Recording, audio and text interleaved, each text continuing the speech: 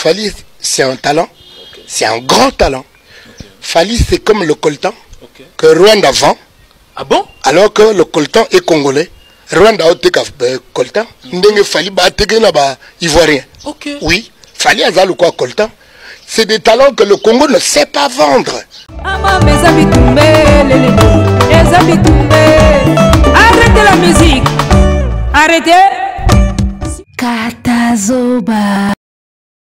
Fally, c'est le talent que le Congo ne sait pas vendre. Fally, c'est comme le coltan. L'a dit M. Jean Goubal Kalala, l'artiste chanteur congolais.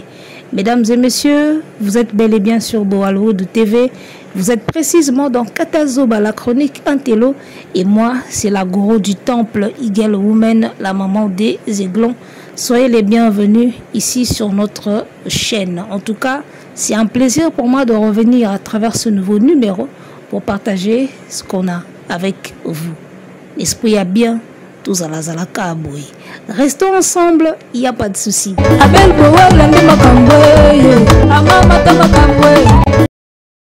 Ebimi lelo, clip ya Vlisco, balobi, liputa moko, nasuki ya maboko, yangonde makambu.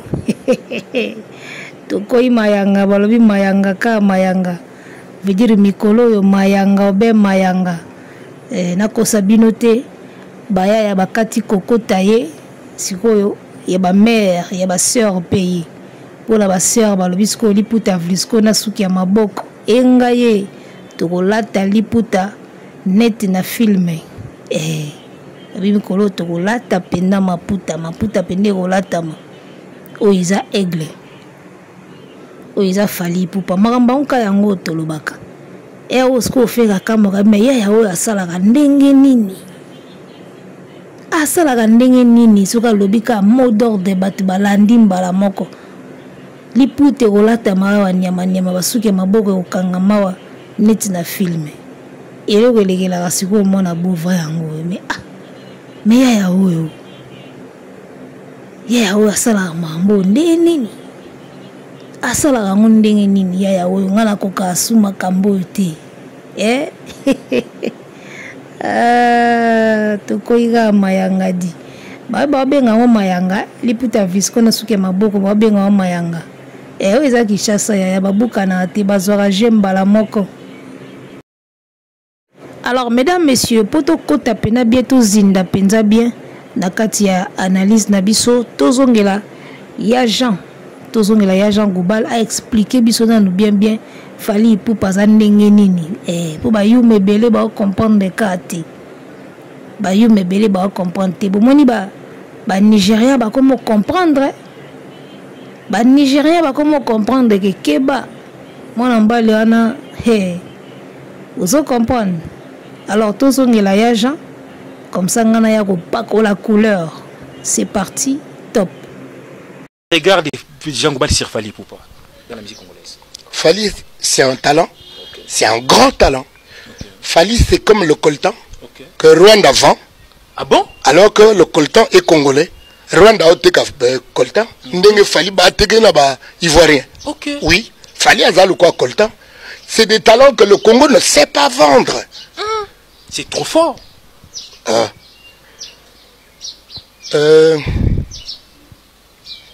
Fally, c'est un très grand talent. C'est une richesse pour la musique congolaise. Ce n'est pas encore une richesse. Parce que le Congo ne sait pas faire de ses ressources des richesses. Okay. Fally abimi po ba ivoirien ba zuye. Okay. Ce que traleka ya ba congolais ndabimate faire mêmement. Vie beaucoup le ndenge moko ngayo na lo ba no ndenge moko. Nga bima po na ba belge. Okay. Na bima po na ba congolais te. Okay. Alors il faut pas que provoquer ngai ba congolais mikonzi ba yaka cop na ba institution. C'est-à-dire les atours na biso pétolia. Okay. Vous ne savez pas ouvrir les choses aux autres. Okay. Voilà, vous ne savez pas ouvrir les choses aux autres. Bamikonzi na biso bayaka cop et soi-disant bayaka na bango cop. En tout cas, il y a gens comme d'habitude alobi penze loko moko ya important à ça les révélations moko où ils sont vraiment très fort. D'accord. Alors le Congo ne sait pas faire de ses ressources les richesses. Ça, c'est une pure vérité, les gars. Ça, c'est la pure vérité. Ça, c'est la pure vérité. Alors, Jean Goubal a passé par exemple un musicien belé. Un musicien belé, un vieux beaucoup, un belé, a tangi, wana lobi, yemoko soki abima, ils a pour na ba belge. Fallait abimi pour na batu mususu babimi si ivoirien. David Monso azwakie apesi makambo atie makambo na maboko yango moni fali lelo explosion salama ba français ba récupérer makambo lisusu yeko mata makasi Papa Wemba et ainsi de suite alobi yabima pona ba belge mutu babimisa ye et non ba congolais botala nanu makambo ya kindoki oyo ezaka na mboka na biso ba talent na bino moko ba artiste na bino moko il faut ba belge ba s'en charger na bango il faut belge ya ko bimisa ye il faut français aya il faut ivoirien aya biso soto tikalika na baba dive awa tokomona ka minda na minda ya omoni ba carrière bana wenge ekenda musika te bazaki na makambo mais lokola batikala eka na kati ya carré ya ba congolais yango na makambo ekenda musika te. Il a totalement raison. Yango moni ba artiste mususu ti lelo bazo koka kolongwa na singa wana te ya ki kongolo congolais ka makambo Jean Goubal lobiao de so fali atikala eka ya ba congolais ndi akoma boité fali c'est un talent mais non a comme richesse te parce que mboka yebi ko capitaliser te sur ba richesse to ba ressources ya mboka ya mabele na ye. Alors yango moni sikoyo tango fali abandi carrière ayebaki déjà que mboka na botami eza mboka elengi mais côté makambo baza batalo yenge moko me basala makambo te. Congolais a makasi pona ko tchalo yenge. Congolais a makasi pona ko ya ko réclamer l'enfant du pays soki makambo simbi. Congolais a makasi nango. Ndenge moko na ba Gims parce que ba Gims ba ke poto ba réussir nde to koma fier na bango. Mais Gims na dajuba zalela bino awo. Bango ka mba otela bango bakal, bango ka mutu ba ko négliger bango. Donc Congolais aza mutalo yenge kaka. Biso zaka batalo yenge toza makasi na kochalo yenge pona kosala makambo oyo sikoyo esengeli penda de makambo baka pour faire le nécessaire pour que likambo simba biso zala la quantité mais pona kochalo yenge wana biso toza na première position ozomona biso toza na première position yango moni fali atimbaki alobi soki natikali kaka na makambo Congo awa na usuka ka lokola ba vie na biso basuka nga fona katsa na ngana luka na nga makambo na nga ailleurs ya moni mona mai en tant que timba akendaka na yeko luka public mususu en dehors ya ba congolais tibo mona ka lelo yu arena etondaka basali to abeta ke tondaka c'est parce que akenda ko luka batu mususu libanda akenda koluka ba race mususu ba nationalité mususu lui au moins il a su le faire so tikalika na Congo ao osuka loka ba vie Redi a mis ça la succès ndimbola mama nga Redi nalanga libala o libala jida elanga tananda tosoki obona yo comprendre étoile ya moto engenga kana ndenge profiter peu Chodrigo washa Redi a sala maman na succès mais tout n'a pas au succès à Redi et 400 frontières nini et 400 jamais frontières Papa Wemba oui mais Redi a mis cité pourquoi parce que batikalaki na ba producteur congolais batikalaki na territoire congolais soka betika na Congo abeti na communauté ateki disque na Congo ateki na communauté pour na bango esuki wana fali si wa yeko timba lobi ngaso na sukisi makambo ka na niveau bana mboka to mona clarté photo bima yango mundi ba yuare ne tosa pour ça logola yuare na poto ndisango jamais ko compter na ba congolais kaka wana eza mama na ndoto ya baba eloko siko mona bovan sala yango wana yalingaka beta yuare na ka na ba congolais abeta yuare na ka na rumba yana ngoma bete mais au côté ce qu'on a réalité au vieux Jean Goubala zoloba ozomona Congo ayebi ko bimisa bana na ete yango no mona ka Maître Gims akendaka kopesa na ye nyonso na Maroc ngai moko pesa nga kanda me na comprendre kai so na comprendre ye na tshila ke kana se parce que toza na mboka moko et soutenaka batu te poko malikolo mais soko bundi na ndenge na yo komi ndesko ba komi ko luka yo mona mboka na biso ye wana mona na biso ye wana donc Congo za loka ba père ba sundola bana so mona bimi ministre ayenga papa na o c'est ça le Congo totalement irresponsable lelo bokoma obeta tolo na ba Gims na ba Dadju alors que bana wana so bazaki na Congo ke basala carrière awa nde bopesa bango chance te bolinga ki bopesa bango chance ata mokete le pays n'allait pas les aider mais tala ndenge France epesi bango makambo lelo bokoma ka fier Gims Dadju ba photo ba snap soko moni ezo sa ele pe fier bokoma pe fier na bango donc congolais na bata Congo wa voilà congolais na Congo bazaka ndenge moko congolais azelaka esimbela o libanda po ya koma fier na yo soko zo bunda na kati ya aotalo kwa ndako ezika alors aigle siko ya timbela kiki to na communauté moko baloba mingi basomba raté mala moi defa diska muninga copier ki akende kosomba bimsa mbongo to na communauté moko bachaka makelele makasi mais jour à concert bayaka te ba okosa ona ba réseaux sociaux toko ya mobondo toko sala boye jour mona boye 200 erreur 404 congolais azandingwana azo peso espoir neti yonde danger tango kendisko na ba plateforme boye bazala raté ça c'est le congolais les artistes ba tikalaka na milieu congolais ba omona makambo bazomona makambo yo quand si fali pour parce que sala ba stream ebeli c'est parce que ba race mususu ba communauté mususu ba talibanda mususu bazo consommer congolais kana congolais OK streamer fali na nani d'abord ba yebi ngona ndenge salamaka donc chance fali azwa ami pesaka na ye libanda mboka sachant que na mboka na biso wa eloko moko ezalaka te alors l'artiste oyo batikala na kati ya mboka awa baomona mboka nde danger sort na bango tomona ngo lelo po tekaka ata 15 000 billets 7 000 billets à pamba ozo kemba na kokemba wana congolais donc voilà Fally c'est un grand talent que le Congo c'est un coltan que le Congo ne sait pas vendre malheureusement et heureusement que bato libanda ba récupérer na bango ye ba commissaire ya komi lelo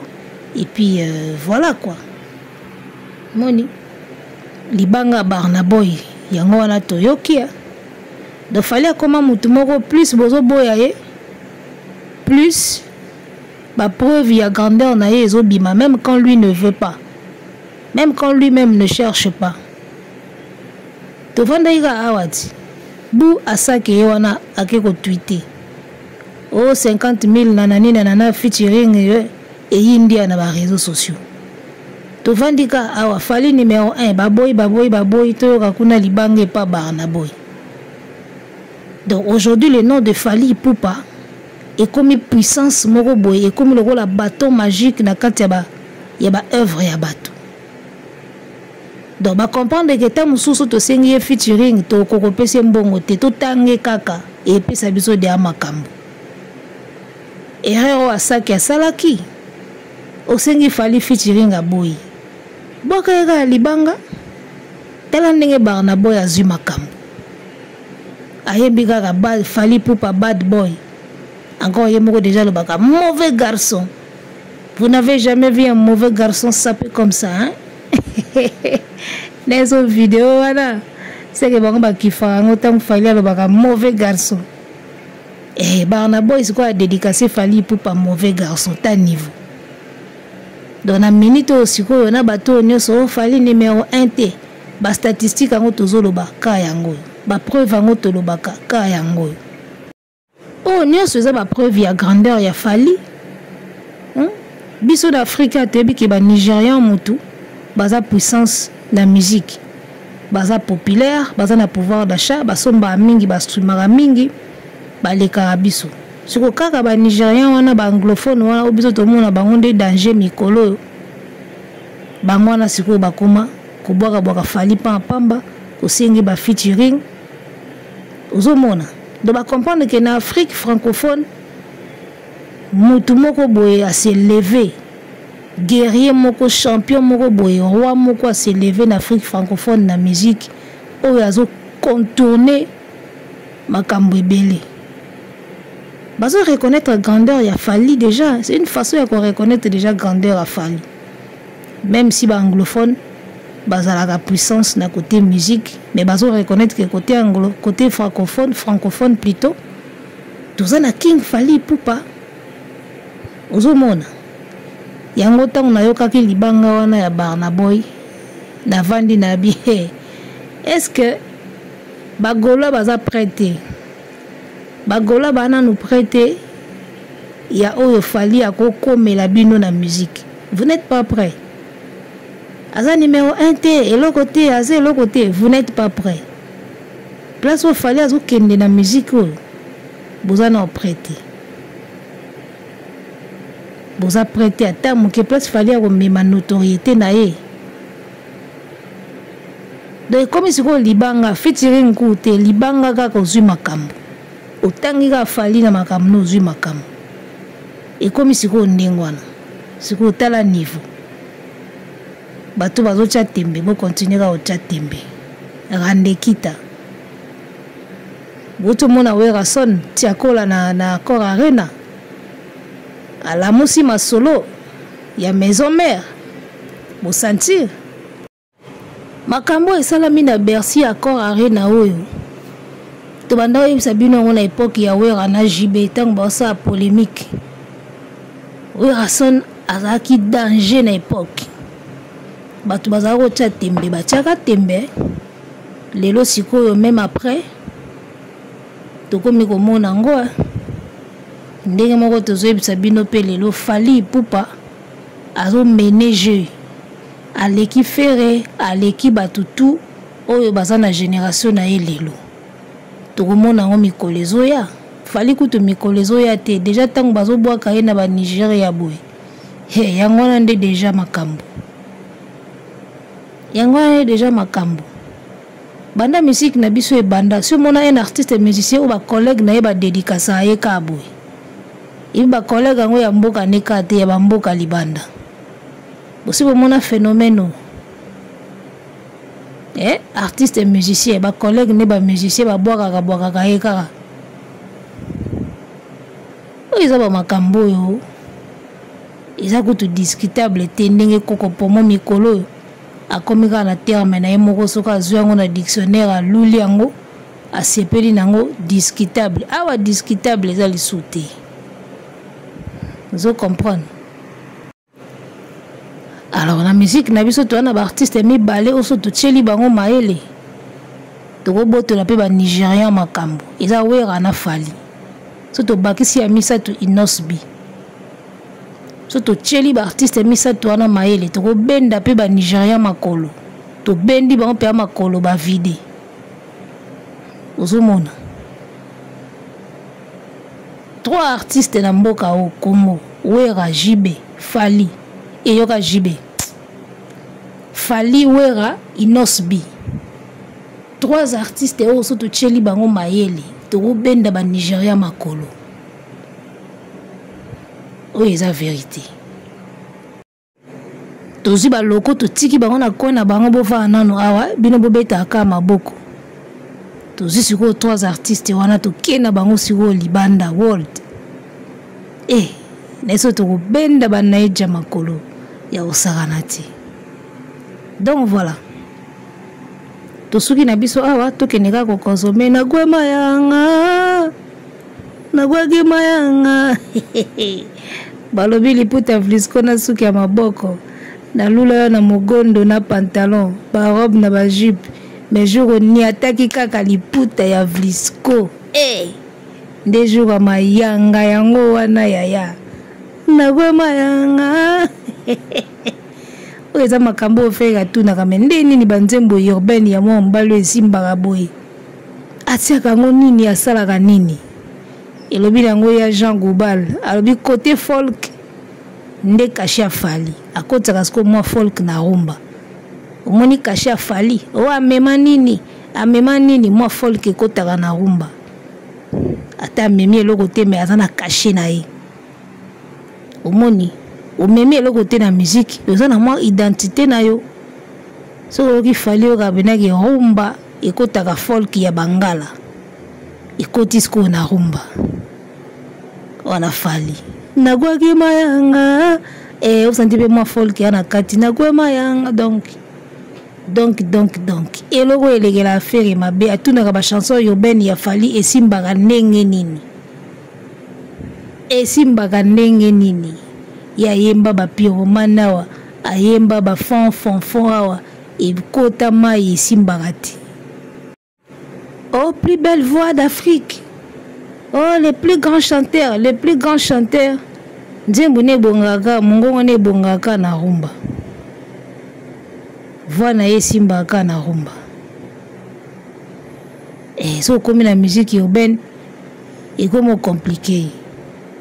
Style oya salaka bien, ezaka rumba. Musique urbaine est comme la kiba ndongo moko ya osakana te. Wana siko grand chanteur. Comprendre? Tosuki na biso awa. Tosuki na biso awa donc tokutana kamba la sima. Yosala biso kitoko na elengi. Arrêtez la musique. Arrêtez quoi?